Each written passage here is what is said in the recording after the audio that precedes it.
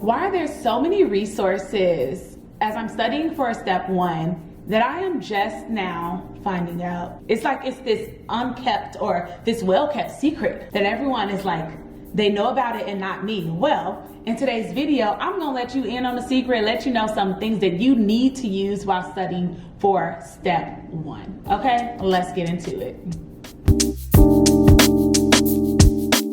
Hey y'all, welcome back to Made It to Medicine with Vix. That's me. I'm a second-year medical student currently studying for my very first board exams, USMLE Step 1, but I attend the University of Illinois College of Medicine, and I come to you weekly with videos about my pre-med, term med school life, and a little bit of everything in between. All right, so I'm currently on the 3rd week of Dedicated. Dedicated is this structured period of time where I'm no longer in classes. I'm solely studying for step 1. I create my own study schedule. I do what I want. Basically, I structure what content I'm going to review today, this week, and for weeks to come. But this video is about some resources that I was not privy to. I had no clue, and I just don't understand how I would have known had I not asked or voiced my concerns on Twitter. But before we get into that, please hit the like button, hit the subscribe button, and leave me a comment down below. But all right, let's get to the meat and the potato. So, number 1, everybody knows you gotta use YouWorld. There's no better question assessment. I mean, the girls who love AMBOSS, they'd argue with you, but YouWorld or AMBOSS, even though I've heard that YouWorld is still the gold standard. But since I'm mentioning AMBOSS, right now it's too late to do this. But if you are an upcoming medical student or a current M1, AMBOSS gives a free assessment every single year. If you are unaware, you have to pay to take assessments. Like if you get the YouWorld subscription, that comes with 2 assessments, but MBME, the National National Board of Medical Examiner, they have some old tests that they no longer use, the questions they throw out. They make those available for us on the MBME website, but you have to pay $60 per exam. I don't know about you, but that's a lot of money. Like that money is going to start adding up. 2 exams is $120, 3 exams is $180. 4 exams, if you could do the math, that is $240. So when someone is going to give me a free assessment, I'm going to take it because that's F-R-E-E. I'm what? Okay, free. So on this free AMBOSS assessment, they'll give you a 3-digit score and then also show you the breakdown of the content that you know, and things you don't know. Definitely get into that. But in addition to those free things, some spaced repetition is necessary for Dedicated. At the beginning, I was doing Anki every day. Somewhere during the middle, I kind of fell off, so now I'm like, I'm relearning things that I had already learned and thought I was confident in them. That is the importance of spaced repetition. Or like the people who have sat for step 1 already, they were true Anki girlies, okay? And for me, I haven't sat for it yet because I wasn't consistent with Anki throughout my entire time of medical school. So during Dedicated is the time to find your footing with Anki, and this is a really good way to get through the questions or the cards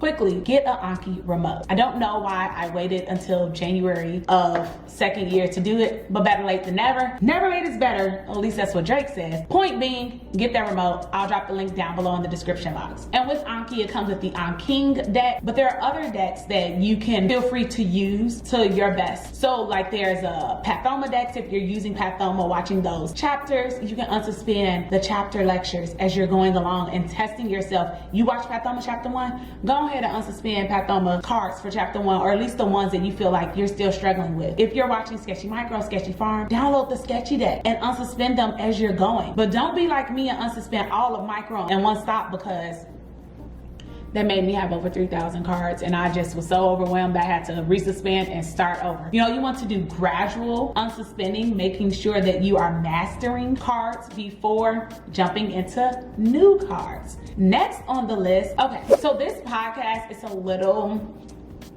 problematic, but people who have sat for step 1 said this a must listen, that everything that Daddy Golden said, it is on that exam. So the Daddy Golden Spotify podcast, it goes through the organ systems, also the first 3 chapters of Pathoma that everyone says are so important. So like neoplasia, inflammation, and I believe like immunology a little bit. All those things are on there, all the organ systems, and he's talking. So these podcasts can be very long, maybe like 3.5 hours long. The shortest might be somewhere around like an hour and a half, but I listen to to them passively while I'm either exercising, cooking, you know, anytime that I would be technically listening to music or a podcast of interest. I turn on Daddy Gojin. Do I like to call this man Daddy Gojin? But I guess he know what he be talking about, because the people who have Step for Step, they highly recommended this. So they said and they passed, I'm gonna have to listen to it, right? One day I was on Twitter and I was complaining about having a Master of Public Health degree and still struggling with biostats. Not one, not two, not three. Man, I sound like LeBron James over here on the Miami Heat. So many people highly suggested Ryan Neal MD YouTube channel. Y'all, the way he breaks down these biostats, he puts it like it's this one review video that he puts everything into the little square chart and shows you this is sensitivity. This is how you find specificity. This is how you do positive predictive value, negative predictive value, number needed to treat, number needed to harm. This is how you go through the standard deviation curve.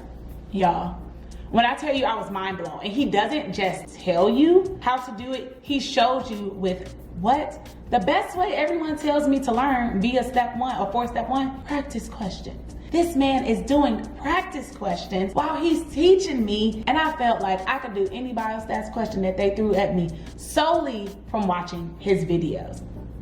Definitely get into that if you haven't already, and if you've been struggling with biostats, because I swear the UWorld explanations for biostats, trash. I mean, was I loud enough for y'all? Trash, they suck. The Anki for biostats sucks. I couldn't learn from it. First aid for biostats, not my cup of tea, but Ryan Neal MD, y'all, he's gonna do it for you every single time. There are multiple videos on there, but I only watched the review video, and I'm gonna watch it again. Several people are like, you need to watch it like the week of the exam, the night before the exam. Girl, I'm gonna watch it several times because I need it to be ingrained in my head. But also, in addition to that, please start writing these equations down every day so that they're on the top of your head. If you didn't know already, the day of your exam, you can look at notes. When you're on your breaks, you can look at your phone if you want to. So if you want to get in the habit of writing out your cheat sheet for biostats, do it now. So that once you get to the exam day, and if you like freak out, you can go to your locker during a break and peep it. But I highly recommend learning them, because you never know, you know, this exam is such a hodgepodge. This is not the MCAT where you know the question types that you're gonna get in each section. No, you're gonna get everything, anything, anytime. Who knows? Oh, how did I forget this? This might actually be the most helpful, like to me at least.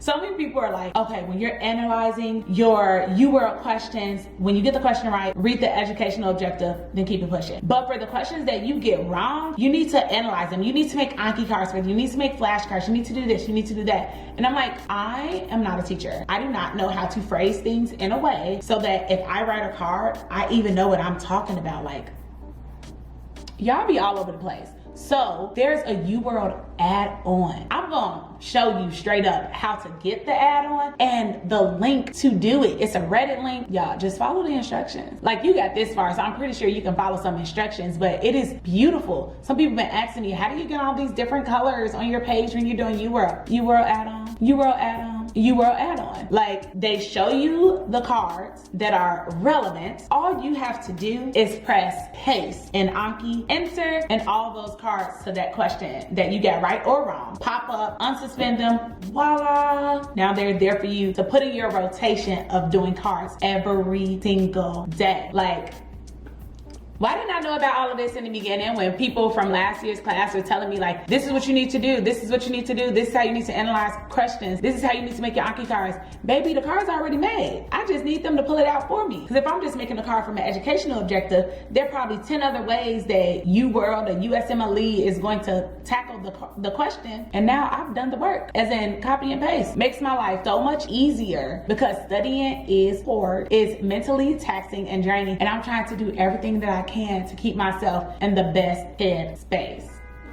So please let me know if there are any other things that you think that people should be using for step 1, anything that I missed out on. I mean, of course, there's the obvious. Use Pathoma if you like that. Use Boards and Beyond if you like that, because I really don't like Boards and Beyond. I'm more of a visual girl, so I use Osmosis a lot when I'm going over material. But Sketchy Micro, Sketchy Micro, Sketchy Micro. People telling me that Sketchy Farm is good. I didn't like Sketchy Farm, but I would do those Sketchy Farm Anki cards because, you know, the pictures might help me. But at this point in the game, watching all those videos is not gonna stick in my head. I just need that constant repetition, okay? Let me know what your study plan is looking like when you plan to sit for step 1. How are you feeling? Wellness check, y'all doing good? Please take care of yourself. Do something every single day that makes you smile. Every single day. Do something that makes you smile. Academics, this is just what we're doing right now, but it is not who you are, okay? On that note, I will catch y'all in the next video. Bye.